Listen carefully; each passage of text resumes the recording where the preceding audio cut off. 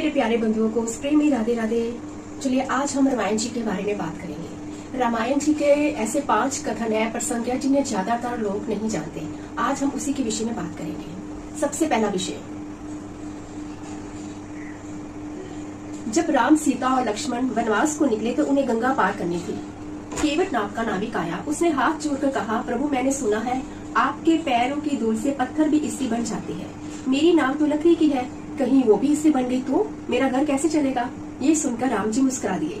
केवट ने प्रेम से उनके चरण धोए, चरणामृत पिया, फिर नाव में बिठाया।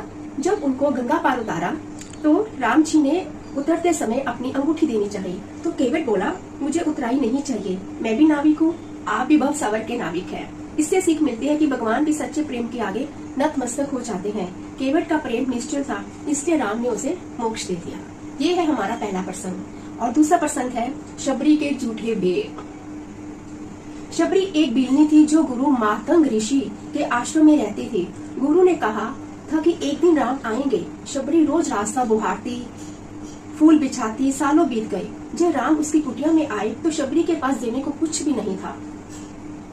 उसने जंगल से बेर तोड़े, डर था कि कहीं खट्टे ना हो, इसलिए हर बेर को पहले कुछ चखा। मीठे बेर राम को दिए। लक्ष्मण जी को ये अच्छा नहीं लगा, पर राम ने प्रेम से वो झूठे बेर खाए और बोले, शबरी तुम्हारे बेर अमृत से भी मीठे हैं। ये प्रसंग बताता है कि भगवान वस्तु नहीं देते, भाव देखते हैं। प्रेम से दिया गया जूठा भी प्रसाद बन जाता है।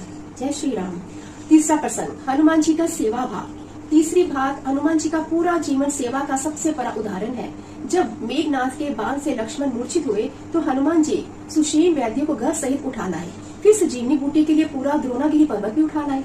लंका जलाई तो रावण का अहंकार जलाया। लेकिन इतनी शक्ति के बाद भी जब राम ने उन्हें गले लगाया तो हनुमान जी ने कहा, प्रभु मैं तो आपका दास हूँ, आपने जो काम दिया वही किया। हनुमान जी हमें सिखाते हैं कि कितने भी शक्तिशाली बन जाओ, चरण हमेशा जीन पर रखो, अहंकार नहीं करना चाहिए। असली भक्ति निस्वार्थ सेवा ही है। जय श्री राम। चौथा प्रसंग, अब चतुर्थ प्रसंग सुनते हैं। रावण चारों वेदों का ज्ञाता था, महापंडित था, शिव का परम भगत था, पर एक गलती ने सब खत्म कर दिया, अहंकार। जब रावण मृत्यु के पास था तो राम ने लक्ष्मण से कहा, लक्ष्मण जाओ रावण से नीति की शिक्षा लो, आज धरती का सबसे बड़ा ज्ञानी आ रहा है। लक्ष्मण सिर के पास खड़े हुए तो रावण चुप रहा। राम ने कहा, ज्ञान लेने सिरहाने नहीं, चरणों की तरफ जाते हैं लक्ष्मण। लक्ष्मण चरणों के पास गए तो रावण ने 3 बातें बताई। पहला, शुभ काम को कल पर कभी मत टालो, मैं सोचा था स्वर्ण की सीढ़ी बनाऊंगा, टाल दिया। दूसरा, शत्रु को कभी कमजोर मत समझो, मैंने वानर भालू को कमजोर समझा। तीसरा, अपना राज किसी को मत बताओ, विभीषण को वेद बताया वही काल बना। देखिए मर्यादा पुरुषोत्तम राम ने अपने शत्रु से भी सीख ली, यही बहुत बड़ा बड़प्पन है।